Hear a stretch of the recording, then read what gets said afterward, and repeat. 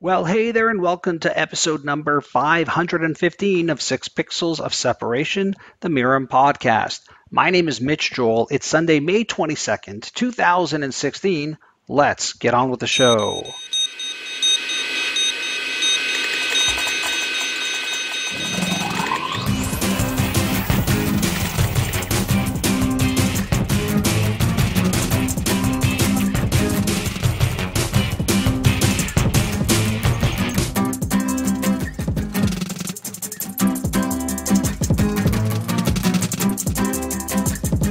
So, who are you and what do you do? I'm Shane Parrish. I'm the curator behind the Farnam Street blog, which is an online intellectual hub of interestingness covering multiple disciplines to help people get smarter, apply knowledge to gain an advantage at work, make better decisions, and solve problems. And I've been a huge fan of Farnam Street. As I was saying to you before we record, I don't know how long, but it feels like a really, really long time. When did it start? So the original kind of version of Farnam Street started, I think, around circa 2008 when I was doing my MBA, but it didn't really become something I put a lot of effort and time into until I'd say 2013, and that was really the corner for what it's become today. So what happened in that gap? Was it just you were studying, weren't sure what you were going to do with your life, had this sort of blog that you could put stuff on, and then as things evolved, you were like, hey, I think there's something sort of full-time-ish passion-based here? Or? Well, what kind of happened was in 2008, it was really just intended for me. It was actually a zip code, so it was something that people wouldn't type into the internet. And it was kind of a catalog of things that I was learning and things that I was interested in and my own personal curiosity. And then as time went on, more and more people started to find it and read it, and it developed kind of a strong following, a passionate community, if you will. And it was anonymous, actually. It wasn't about me or anything that I was doing. And then in 2013, I think that I decided I would put a lot more effort into it. I think we had 25,000 readers at that point, and it's grown ever since then. I think we're over 100,000 readers. There's 75,000 readers on the email list, but we're definitely over 100,000 and over 1 million page views a month. It's grown into something I never would have predicted. So that's interesting because you're saving things for yourself and you're sort of using it. It sounds like to me like I sort of do sometimes too. It's like a digital receptacle. Like here's all this stuff I'm seeing and curious and weirded out about or weirdly interested in. And then you start realizing, as I think a lot of us do with digital, that in my own little quirky, small niche of a world that I think nobody understands, there's actually a lot of people who have really similar interests to the ones I do, which is it's a strange like realization, isn't it? Yeah, and as you know, I mean, we get in these digital, I don't want to call them digital ruts, but that's kind of like what they are, right? We're exposed to the same information by the same people day in and day out. And it's good to have sites like Farnam Street in your life that expose you to things that you would otherwise never come across. And, you know, today we were talking about getting to yes on the blog and negotiations and trying to find win-wins with people. And, you know, last week we were talking about Seneca and philosophy, and it's, you know, the week before it was history, and it's just about learning new things and new ideas and kind of getting into that. But it started from my MBA, which was a failing of learning, I would view as a failing of learning. And that's how it really started. So the time that I was spending doing homework, I started investing on learning on my own because I figured that would be a better approach than what I was learning in the classroom. And that's how Farnam Street really started. Those 4 hours a night that I was doing homework, I started to go back through the academic literature at first and catalog kind of these interesting things and make connections. And it was all based on Charlie Munger's lattice work of mental models. That was kind of the framework or philosophy that I wanted to approach, which was, you know, the only way to really understand the world is to understand multiple models of how it works and kind of synthesize them together to make better decisions, to solve problems, to avoid decisions. I mean, that's even more important than making better decisions. Yeah, I was never much for formal education, and at the other sort of side, I was super interested in computers back before there was connectivity, and then obviously modems and BBS, and then the internet and journalism and writing and all these sorts of strange things. And over the years, I've adopted this quote, and to be honest, I don't know if I said it or someone else did, but the joke that I would often tell people is like, I've never let school get in the way of my education. Yes, and exactly. Was it like that for you too, where you found yourself growing more as someone who wanted to learn outside of the formality of school, or was it just that the way in which the school was structured, you were struggling with finding your own way, or were you doing well in school? It just wasn't sort of. Oh my god! Yeah. So all through life, I mean, I was a straight D student up until high school. So I don't know if I can comment on the base school system, but I had a nostalgic view of university. I loved my undergrad. I did a comp sci degree at Dalhousie and absolutely loved it. And I was passionate about going back to school and passionate about learning. And then I found out the MBA program wasn't exactly what I thought it would be, and didn't match my expectations of learning or community or people. It was more of just a big money machine, right? You're paying $75K or whatever you're paying, and it became about what's easy for the teachers and what's easy for students, and we don't want to piss anybody off because they're all writing big checks. And, it was about 4 or 5 weeks into the semester when I figured that out and stopped doing homework. And, I was still getting great grades. It wasn't a matter of that. And, that shouldn't be possible, though, in a way, right? Like, you shouldn't be able to get the same grades you were getting before when you cut your homework time to like 20 minutes instead of 3 hours or 4 hours a night. And that's kind of how it works, but that's how life works too. So it was a great lesson in life, right? Doing what other people lead you down the road to do isn't always the best answer for you as a person, and you need to own and be conscious of it, the decisions you're making. But there's a part of it where like there's like nature and nurture, right? And so like that's the natural environment, but that's probably the nurturing environment. The natural side, it feels to me like, and again, I guess I'm projecting because I love what you do so much. I'm like, you must be like me. We're going to be BFFs by the time this is all over. Is that I get the feeling when I look at your work that you are totally like, I always call myself an infovore. Like I just hoover this stuff up. Like I just can't get enough. And that is like, you can try to sort of do that all you want, but there is that thing that's just a natural part of your disposition. Like you came into school reading and looking at things that probably most of your peers were like, where's the kegger? Yeah, well, I think a lot of it became a function of I wasn't really that interested in school for a long time. And when I got out of school, I felt like I had kind of missed an opportunity being in school. University was a bit of a correction on that. But then I got out of university, and it seemed like all my friends and my peers and otherwise incredibly intelligent people way beyond me, and I was now in a world where I had to compete with them, and it wasn't an academic competition. It's more of, how do I find a workplace fit? How do I find a job and a career? And how do I make better decisions? And one of the things that I was really conscious about that I think a lot of people aren't necessarily as conscious about is how do I get a little bit better each year, a little bit smarter? I don't need to be 100% improvement. I just want to get a little bit better every year. And over a long life, hopefully that adds up that I can surpass people who are naturally more smart than me, that are naturally more gifted.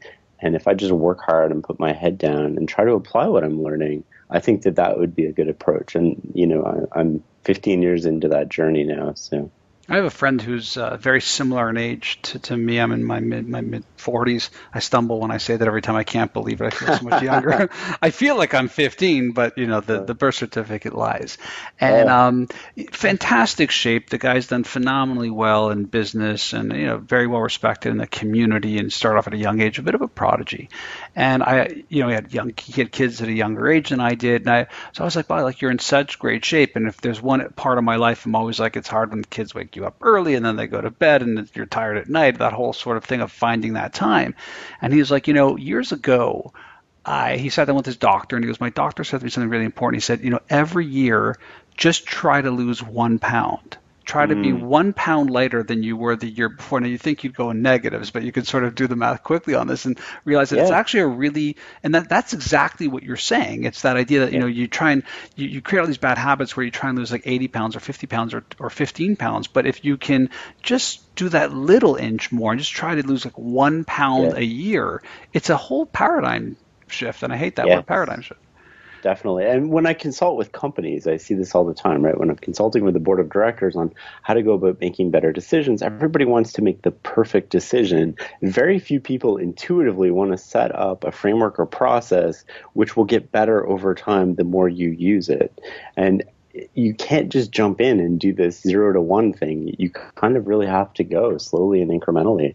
The myth of the perfect decision exists, but I think it's a much better approach just to get in, create a framework and a process that's repeatable, that you can learn over time, that other people can learn while going through the process about the things that are valuable, and then just start making, 5% better decisions this year than last year. And at your company, when you think about that, if you have hundreds of employees, or you're making thousands of decisions a year, and if you can be 5% better this year than last year and 5% better the following year, that's going to add up over time, and you're going to realize this crazy compounding, and you're going to leave your competitors in the dust. So I'm curious about what Farnam Street is today. Is it still basically you curating? Are there other contributors? How do you do it? So as of last November, I've hired a full-time employee. We run events all over North America. They're called Rethink workshops. We do 2 or 3 a year. There's 4 people involved in that. The blog itself has 2 people involved as of last November. It's primarily me, and it's never been about me. So it's been about the content. I mean, my name is not on there. There's no byline. That's what I'm asking. Yeah. So, I mean, it's and the person that's working with me, Jeff Anello, he's one of the smartest people I know. And, our writing is virtually indistinguishable to people. It's really hard to look at a post or an article and say Shane did this or Jeff did that, unless we specifically tease that out. And, we've taken that approach as a conscious way to build a brand instead of it being about a person. When you look at a lot of the stuff online that are the smaller blogs, and, despite getting 1 million page views a month, I'd say we're on the smaller side. A lot of it's about people, and it's the person's name behind it. But that doesn't create something self-sustaining. It doesn't surpass you as a person. It doesn't live on beyond you. So I'm trying to create something that lives on well beyond me, because our curiosity and our search for knowledge, that's timeless. That's not something that just exists in my life. I want to focus a little bit on this concept of curation. As someone who, I think I privately curate more than I publicly curate, and I'm guessing that you are privately curating way more than you're showing in what ends up being whatever the weekly edition is, and the sort of culmination of all that. Of course, yeah. So the weekly, sorry. No, go ahead, go talk. The weekly newsletter is kind of like, here's the best that I've kind of come across this week. It incorporates articles from around the internet that either offer a new framework for thinking, a different perspective than we're used to that might challenge something that we have, or something that hits on something that we're just talking about over and over again. One of the things that I find that we have trouble with is developing a deep fluency with ideas and learning and understanding. We exist in a soundbite culture where we hear something, we read a Twitter headline or read the headline of the article, and we think we understand it. So it's really about honing ideas over a long period of time. And I often get the comment from people that, I read your newsletter once, I thought it was okay, but then the next week, it was a little bit better. And, over the year, it's like it builds on itself without actually drawing attention to the fact it's building on itself. And, that's the best piece of feedback I can get, because if you can go from an 89 to 90, that's just as big of a difference for most of us in our working lives as going from a 50 to 60. The relative scale is unimportant there. We just need to get better, to learn more about what we're doing, and better understand ideas that don't change over time, that we can apply in the workplace, that give us an advantage, that avoid stupidity. I mean, so much of our time today in organizations is spent correcting poor decisions that we've made or somebody's made. And so we always feel busy and we're full of anxiety, but it doesn't have to be that way. So I search the web every day for you, so you don't have to. I write about what I'm learning from books, not necessarily the best-selling books you're going to go find in Chapters or Barnes & Noble or even on Amazon, but books that I think offer timeless wisdom or evergreen wisdom. Occasionally we hit on some of the bestsellers, but generally speaking, we're trying to identify, if you have to prioritize what you're learning, there's an opportunity cost to it. And so with that opportunity cost, we're trying to prioritize things that change slowly or not at all. And then we're trying to apply those things to the world that we see today. So this is really fascinating to me, and I think people who love what you do or may not have heard of you may have heard of brain pickings. Brain pickings is a different sort of space, but similar in the creation of it. I think in how Maria thinks and how she brings ideas together, there's a commonality that I definitely see. Not competitive. I think you're both in different spaces. I find her more in the sort of creative culture, you more in this sort of thinking, business, economics, philosophy of the world. But I'm more interested in the fact that I watch the growth of brain pickings. I watch the growth of what you're doing. I even watch the rise of something like a quartz. There seems to be this strange thing in the zeitgeist of people like me, like obviously hundreds of thousands of others who have a thirst for this depth, this longer form content. Even if it's not longer form content, Shane, there's just a lot in each thing that you do. So there's a lot to go through, even if some of the articles or pieces are smaller. And I'm fascinated with that in a world where we are moving towards Snapchat and quick videos and the whole 140 characters. And I agree with you. I think people skim across a lot of content but have very little depth. So the whole, it's an inch thick and a mile deep type of thing. What do you sort of, as someone who's doing this, look at and think, wow, it's sort of strange that in a world where people think it's speed and mobile and fast, that there's a growing desire for this depth and this really well thought out stuff? Yeah. First of all, I'll say Maria Popova. She's been an inspiration for me and somebody I respect and look up to in this space. I mean, what she does is incredible. I think that people are kind of coming back, and it's not everybody, obviously, but I think there is a movement back towards longer form content. I mean, you can only bang your head against not learning and wasting so many hours on the internet, not improving. I mean, look at the clickbait that we get out there. We'll read the same article day after day. It's just got a different headline. You don't even know you're reading the same article until you're 4 or 5 paragraphs down. You're like, oh, that looks familiar. It didn't help you get better. It didn't hone your understanding of an idea. So it's entertainment, which is fine. But once you start spending 4 or 5 hours of entertainment, you kind of want to get some sort of return on that. And where do you get a return? Well, maybe the longer form content that takes an idea and walks around it in a 3-dimensional way, or attacks it, or looks at it. It's like looking at a building, right? You can walk on a street and you can see it, but if you look underneath it, it's going to look different. If you look inside it, it's going to look different. If you look top down, it's going to look different. And that is how we really understand something. And it doesn't happen overnight. It doesn't happen in these 30-second sound bites, but we live in a culture where it's almost unacceptable to say, I don't know. Most of us are knowledge workers, right? Our product is decisions. We need to feel, or at least we have the sense that we need to be informed about everything, and we need to have an opinion about everything. And it doesn't have to be that way. And I think there's a growing movement towards people who are interested in, I don't have an opinion on that. I don't know the answer to that. But what I do know is I really want to get better slowly. I find Farnam Street really interesting, and I want to read it, and it's exposing me to things that I'm interested in that I didn't know I was interested in. But with that, I mean, I've been blogging for a long time. Let's call it 13 years. And I've also built up my own base, and people know me in the small niche that I'm in, and they like the fact that it's very often 700 to 1,200 words a piece. The fact that I publish a lot, at least 6 pieces, sometimes even 7 a week, including an hour-long podcast like the one we're doing here, in a world of, TLDR, right? Too long, didn't read, in a world of clickbait, in a world of headlines. And I mean, I struggle with that. I struggle when I stare at my writing software and I'm like, is that headline going to do enough to get the people that I want to read this? Should I chop that paragraph? Should I give a little summary at the top for the TLDR culture? And I don't want to do that. I want people to spend the time and to know that if you're spending time with 6 Pixels or with Mitch, that it's a bit of work. That's the whole point of it. But I'm lured by the dark side. Yeah, I mean, I totally see that tension as well, right? And there's definitely competing incentives there. I think I have friends who read the blog just from a perspective, not necessarily because they're interested in it, but just to make sure that I'm not changing in a way that becomes more about that and the short form content and, just getting the clickbait stuff. If you we want to make a living off Farnam Street, so it has to be a sustainable business.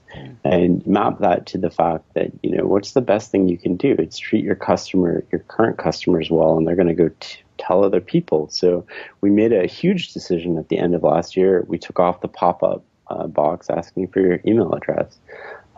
That's cost us probably net 3,000 readers a month. Wow. And that's, so before we were doing much better in new readers, but they weren't necessarily the type of readers that you would want, right? Everybody's looking at the total number of readers and all of this. And it becomes about, well, what about respecting the current readers, right? What about respecting the people who got you where you are? What about the people who value going slow to go fast in the end? But also, like Shane, do you like those? Oh, I hate pop-up. Right, so that's the whole thing too, right? It's like people say. But the flip side is, like, I have to run a business, right? I have people to support. I have salaries to pay. And if I can't do that in the way that I'm doing it, then I'll do it a different way. But I think the world is giving me feedback that it's still possible to do what I'm doing. But that's part of the reason we came up with a membership program for Farnam Street. And if we have something that I think is truly unique on the internet for our membership program, which is we make it explicit that not only are you getting exclusive content, but you are sponsoring better content for everybody.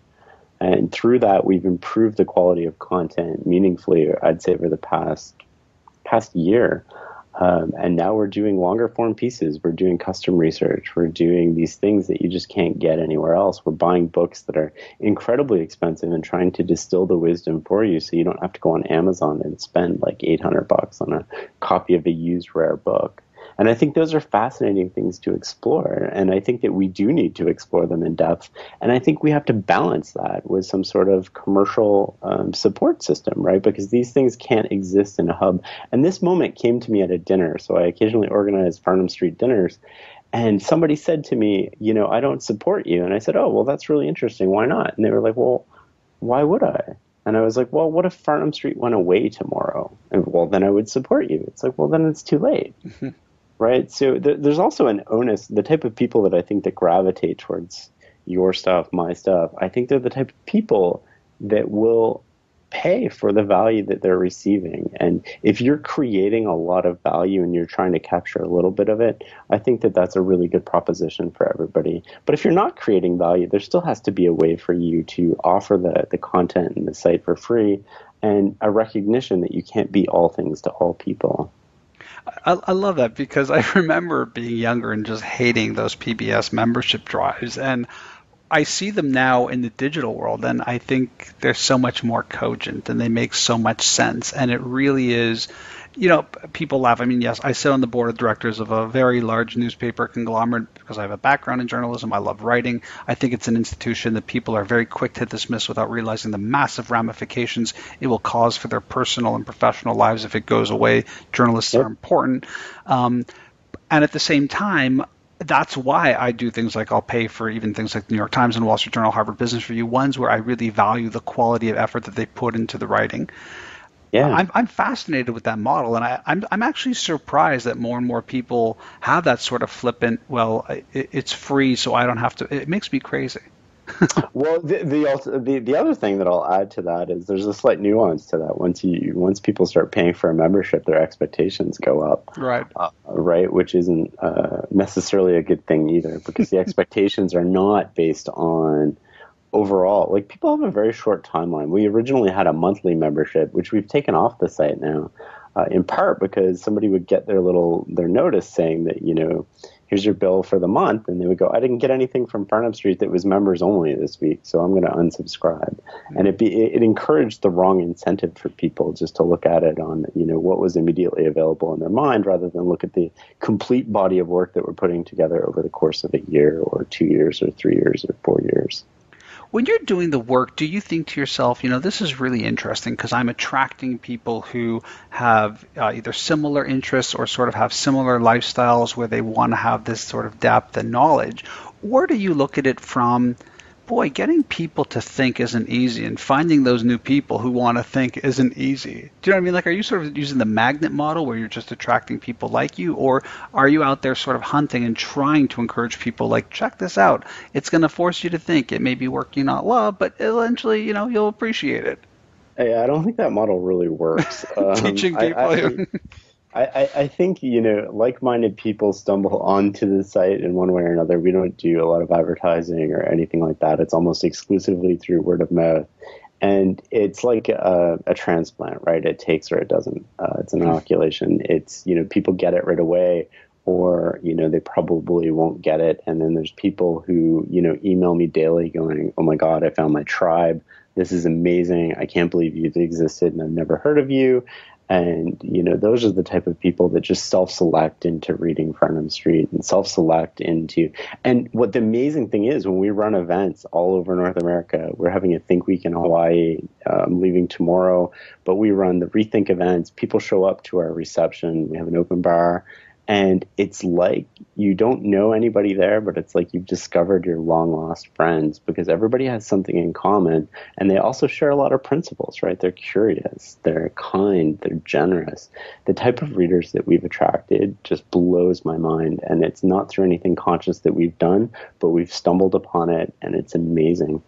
What happens at these events? Because the curation of your content and what Farnam Street is so diverse to me that who is coming to these events? What is this? What's the schedule? Like, what's the idea behind them?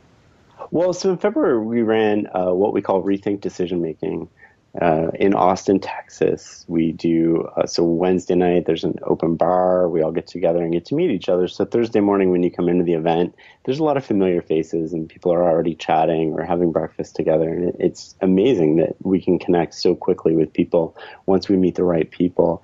And then we kind of walk through decision making. We walk through decision making frameworks. We walk through biases. We walk through a whole bunch of other content that's similar to what's on the web. We go a little bit deeper on it, but the real value comes from the diversity of people in the room itself. So we have Harvard Business School professors attend. We have Navy SEALs attend. We have people who manage endowment funds attend. And we get this wide swath of kind of society. And then our job is to tease out of that the conversations from a decision-making point of view and get learnings that people can apply in their way of life, and then offer frameworks and a narrative kind of arc over the 2 days so it doesn't seem so scatterbrained. But it's really like having a great conversation with people, learning about great content that you haven't seen on Farnam Street itself. And then everybody walks away feeling like they're part of a community. They immediately start implementing different things at work. And, a lot of the frameworks we offer in the course are very lightweight for decision making. And, we've had people email us saying, we've saved them billions of dollars from making a bad investment because of something that we've taught them in the course. And we've had not-for-profits send us emails going, it's totally changed the way that we innovate in our not-for-profits from our Rethink Innovation workshop. And I think it's amazing that we can get so many people together in a room that otherwise never would come together. They all instantly love each other almost. And, it becomes this really amazing conversation between people and learning and friendship and fun. I mean, we do a champagne toast at the end on a Friday. I don't know if you've ever been to a 2-day workshop, but people can't get out of those things quick enough. We have people stick around. We've had people miss their flights. We've had, just because they want to be in the room with these people for a little bit longer, and they had such a great experience.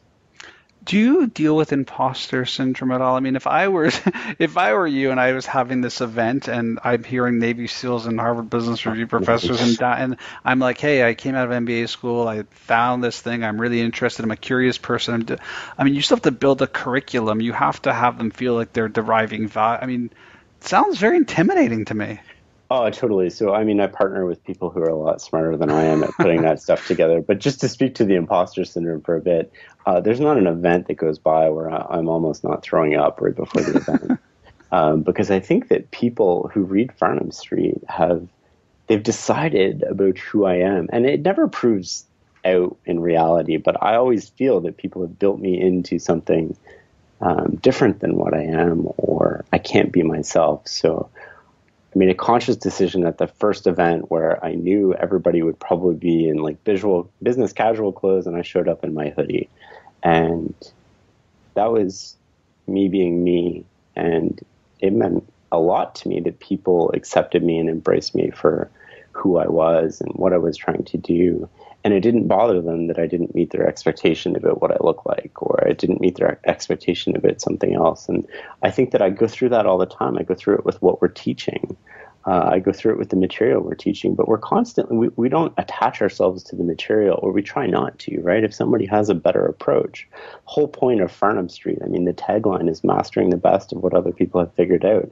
If we can find another approach, part of the mental ability that we need to have is to let go of our approach and adopt the better approach. And I think we can demonstrate that. We iterate the conferences all the time. We always insert stuff that's completely new. Some of it falls flat on its face, and some of it really sticks and helps with learning. And then we just take that and we keep working on it. We take the feedback from people very seriously about how we organize the event and the overall experience and what we could be adding to the curriculum to give them more value. I want to course correct because we diverted a bit away, which is fine. Oh, sorry. From this. No, it's me. I'm all about this, but we sort of diverted away from curation. I want to go back to it because we sort of went there and then we tangentially went in all these amazing places. But I want to go back to it because I think a lot of people who are listening to this who either know you, and probably most of them do, and some who don't, want to understand a bit of how the sausages are made. So I want to go a bit behind the curtain, if you'll indulge, and talk a bit about what are you looking at? What are you using to curate? What's the decision? Like, talk to me a bit about like what that day is in terms of figuring out all these stuff and how you. I mean, I want to know, like, is it really messy or is it super clean? You know what they say when you see the inside of the sausage factory. Exactly. Right? You don't want to eat sausages anymore. It's tough. As Farnam Street's grown into a business, my days have changed. They're spent doing different things than they used to be. I try to make sure that I read every day for, 2 to 3 hours. I set off chunks of time. There's consulting and there's other projects that I'm involved in that I want to work on. That was part of the impetus for bringing somebody else on board too. So the one thing I think that I do differently than most people is I chunk my time really well. So I'll set aside blocks of 90 minutes or 3 hours, and that block will be to read, to write, to do something. A lot of the writing actually takes place at night, which explains a lot of the spelling mistakes with a couple glasses of wine. But it's really about spending your days reading and thinking, and then trying to, it's not enough just to sit back, I think, and pontificate on these things and explain them to other people. You have to live them, right? You need to be a part of it. So the consulting that I've done with companies helps me better understand how to apply what we're learning in organizations, the difficulties that people are facing, and how we go about solving those problems in the real world rather than just based on a book on learning. A lot of the books are prescriptive, right? But that doesn't work in the real world. You can't just add 20% innovation time to your organization and expect you're going to be Google. No, you have to understand what Google was doing, how it fit in their culture, why it was part of their culture, why it worked as part of their culture, and now why it stopped, right? And then you further have to map that to the base rate. Well, how many companies have done 20% innovation time and failed? Were they innovative and failed, or were they not innovative and failed? I mean, those are the things that we don't draw attention to, that we just need to consciously think about as we're going into these things. And once we understand that, we can come to a better solution about how to implement something in our organization. One of the things that I think people struggle with is that these articles that are clickbait, it's like, do these 4 things and you will, get a promotion. But I mean, it's bullshit, because you can do those things and you might not get a promotion. And that's a really flawed way to look at the world, because you need to adapt to the environment, and the environment is always changing. This is the thing. What doesn't work today might work in 2 years. There's a great quote by Heraclides, I think it was, which is, you never step in the same river twice. And that's so true. It's true in art. It's true in life. It's true in decision making. There's no 2 situations that are exactly the same. When you're looking at a painting today versus next year, you're a different person when you're looking at that painting. It might evoke a different response or a different reaction. On the flip side, when you're making a decision today, a lot of the times that we have these corporate learnings, right? Oh, we made this mistake, we want to avoid it. And that aversion, that simple conversation is hard to disregard. But once you start getting below the surface on it, it's like, well, has anything changed between now and then? And then you can have a real conversation about whether, the odds or the probability of you making a better decision this time are better, or it working out are better, versus, just this dismissive, we made that mistake last year. And that's the type of casual thinking that causes us innumerable problems in the organization as we try to solve these problems that we've created, right? Everybody's running around busier than ever, but they're often solving, and they're often rewarded for solving problems that they've created, which I think is absurd when you think about it. I once worked with an organization that I thought was hilarious. I won't mention the name of it, but there's one person who got rewarded for solving this incredibly, timely problem that came up, and they got promoted for it. And, when you looked at the problem and you step back from it, it's a problem that, had they done their job in the first place, never would have existed. And yet, because they were the hero, and we have this hero culture, we tend to reward people for doing that. Is your role to make the connection between this is the content that I've curated, and now there are applications that you need to take to work today, and that Farnam Street sort of acts as that bridge? Is that where you see your position when you're doing these? I think a lot of it's that. I mean, a lot of it is just, what is my curiosity? What do I want to learn about as a person?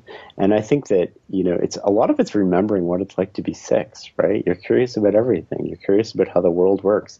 And that somehow comes out of us as we age. And it's about reconnecting back with that. And I go all over the map, right? Like, I'm literally, sometimes it's dead ends. And that's okay, right? Because life is full of, these twists and turns and sideways, and you get back on the map and you kind of navigate towards, everybody has a personal journey. Farnam Street happens to personalize, or at least display, my personal journey for a lot of people. But it's really a view into my mind, and not everything that's posted there is applicable today or tomorrow, or I've used in consulting or anything like that. A lot of what Farnam Street is exposing myself to new ideas. I used to subscribe to magazines that had the opposite point of view that I did, just to make sure I was exposing myself to these ideas. But it's not really enough to expose yourself to them. You kind of need to hone these general ideas over a long period of time and get better at them if you want to imply, right? Like we said earlier, you can't be all things to all people. You can't know everything about everything. You need to kind of get the big ideas and develop a really fluent and deep understanding of them in an associative way, so that you recognize problems where they exist outside of the domain when they were originally presented to you. But that runs almost counterintuitive to what digital has done these days. I think it was like that in a world of AOL and Yahoo pages, which were curated and then written by editors and sort of put in front of you like newspapers were, sports, business, world news. Now most people's feeds are things they only agree with, right? It's my friends on Twitter that I know it's my friends on Facebook. And, I have this conversation all the time where it's, people are like, I can't believe people think that, Donald Trump will win, bad example, but like there's none of that in my feed. I'm like, dude, your feed is completely people who have the same value system as you, that's driven by geography and socioeconomic status, and that part of the problem with digital is it's actually taken a lot of that away. I mean, people don't necessarily get a different perspective because they're already agreeing with you because they like what you're doing on Farnam Street. Yeah, so often we seek out affirmation, right? We want people to agree with us, and we want to be, seen as right. And anything, or we want to see more of the things we like. Yeah, exactly. So, I mean, I don't know how to get out of that. Personally, I've cut my consumption of online stuff dramatically. I batch things and print them. I try to get out of this whole clicking world where somebody has an opinion. It's, one of the best articles on the website, and I just click on it because it tends to agree with something that I've done. But I mean, we try not to operate under those guidelines. We're not after clickbait. We have a stable group of readership that's growing at a rate that we think is great. So we're not out there trying to, everybody in a world of page view. I mean, the sponsorships that we have on the site, they're flat rate sponsorships. In a world of page views, in a world of ads, you're worried about, getting an extra 300, 400 people to an article. We don't even do metrics on an article by article basis over a month. I mean, we do it weekly because we sum up the weekly and it's like, here's the top article of the week. But we rarely look back, with the exception of the end of the year, we do a top 10, but we rarely look back at what's successful and what's not, because we don't want that feedback to drive what we're doing. We don't, oh, well, this post that we have today, Roger Fisher on negotiation and getting to yes, we don't want that to drive what we're going to post next week because that was really successful. We want to follow our curiosity. And one of the ways we follow that curiosity is kind of putting on these blinders to that sort of feedback mechanism where you get this positive association for doing something. Do you think about original content in terms of that would be a logical step for you? Yeah, so we've started doing original content. I've always done original content, right. and I struggle with this because the original content for me is vulnerability. It's making myself vulnerable so that other people can learn from my mistakes and my personal mistakes. And, I had one on friendship, and one of the biggest things I learned about friendship is it's not enough to be there for somebody else. You have to let them be there for you. But for me, that was an incredibly intimate and vulnerable moment. I mean, I'm sharing a personal failure with 70,000 people. And that's not easy. And the original content that I want to write is not always like, here's an idea, let's talk about this idea. It's about living life and what is a meaningful life. And how can you learn from my experiences, my failures, my shortcomings, so that you avoid them or you don't make the same mistake? But to do that requires exposing the side of me, and I am an incredibly private person. I mean, for somebody who runs a large website, there's not a ton of information about me out there. I had to hunt you down. Yeah. Well, that's it, right? So it's about exposing this incredibly vulnerable side of me. And those posts, they take a lot of energy and they drain me and they scare me and they frighten me, which is part of the reason that they crop up every now and then. It's good to do that stuff. And when I think I have something along those lines to say, then, I'll do that. With the exception of that, we do posts all the time that are 100% original content about reading, about getting better, about self-improvement. But we try to connect that back to what else we're talking about, right? So part of the value that we add is not just excerpts from books; it's contextualizing and syncing back to other things that we've talked about. So that the longer you read Farnam Street, the more knowledge you're building, because we want to build on where we've been and explore where we're going together. Do you see it as some form of curriculum when you look at what you're doing there, and it's sort of these disparate studies that come together and there's some unity thematically, or is it a bit more chaos theory than I'm making it out to be? I don't know if I think about it in those terms. I think about it as life, right? Farnam Street for me is everybody gets a personal view into my life and my journey. And sometimes that's learning, sometimes it's failing, sometimes it's these great successes. And that is a curriculum for life. We're exploring in a roundabout way, how to live and what it means to live a meaningful life.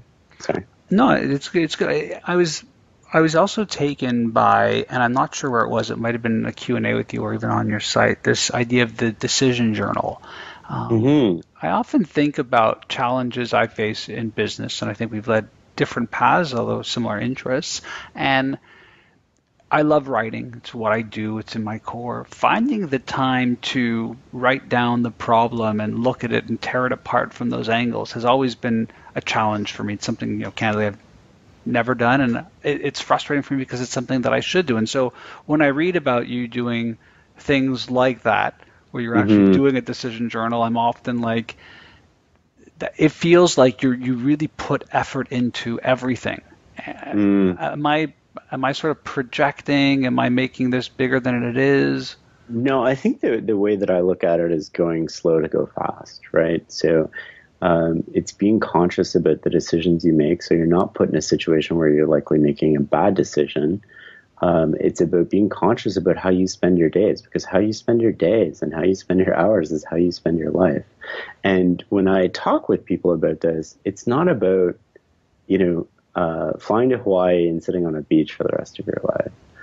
But if you're in your 20s, 30s, or 40s, it's about determining how you want to live your life and then mapping a path to be more of what you want every year and less of what you don't want. It's not about, quitting your job and becoming a beach bum. It's about saying, well, I really like my free time in the mornings. So how do I get more free time in the mornings? And the next year you kind of set a different goal. And a year is an arbitrary number, but it's literally just about doing more of what you want, less of what you don't want. Part of that's about being conscious, right? The best way to create time is to almost avoid stupidity. And the best way to avoid stupidity is to be conscious about what you're doing, whether it's conscious about the way you're living life and the people you're spending time with and interacting with, or the way that you're making decisions. In the corporate world, a lot of people could work half days if they started making better decisions and, spent less time in meetings and were just more direct with people about feedback. And I think we waste a lot of time on things that don't really matter. What people really value is being part of a winning team, right? They want to be loved. They want to be respected. They want to be heard.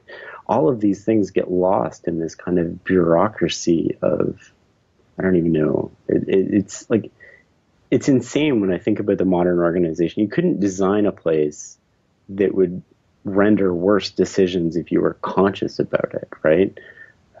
It's really hard to empower people and trust their judgment, but the rewards for that are so empowering. But it's a struggle, and it costs more time at the start. It's a bigger investment. But what you get is you get like a nonlinear effect, right? You get people that go all in with you. You get people that don't work 9 to 5. You get people that are thinking about their job all the time because they love it and they're passionate about it, and you're moving towards a common mission. And the output from that person, it's not like twice somebody is working 9 to 5. It's like 10 times somebody is working 9 to 5. So your job as a leader has to be creating a culture where that exists and that's acceptable. The struggle that I see with most people when they ask for, they want to pull me aside for a coffee or after I speak or a client or whatever, I find that a lot of people are very busy working and not realizing or not giving themselves the flexibility to really learn. And totally. When I say learn, for me, it's, reading, writing, talking, thinking. It sounds so stupid to say it like that, but again, I hear you say something like, I read 2 to 3 hours a day, and I don't go, well, that's insane. I don't have time for that. I probably have an equal pace, not to be impressive, but part of what I do when I come, I believe my work is primarily to learn, because that's the only thing I can offer my clients. It's the only thing I can do to be better. It's the only thing I can do to create some form of outcome. And for me, it's simple, right? What's learning? It's reading, writing, talking, thinking. That's all there is to what's going to make a great day. If you're a knowledge worker, you're probably, generally speaking, not getting smarter sitting in all these meetings all day, right? If you set aside an hour a day, just an hour, your best hour too, I wouldn't make it your worst hour, and you spent that time reading and learning, you're becoming a more valuable employee. It's unacceptable to sit at your desk and read a book, and I get that, but if you need to figure out, I think two things here. People need to figure out how they add value in the organization and how they don't add value, and focus on how they add value and avoid the things where they don't add value. And then the second thing is, you said we're forgetting about thinking. Well, I think, through the days and the hours and the weeks, the months, we're forgetting about living, and we're forgetting about that life is not only work, right? Life is a series of days that add up. And if we're only focused on tomorrow and we're not conscious about how we're living life, we're going to end up, 60, 70, retired, and we're going to have a ton of regrets about how we spent our time.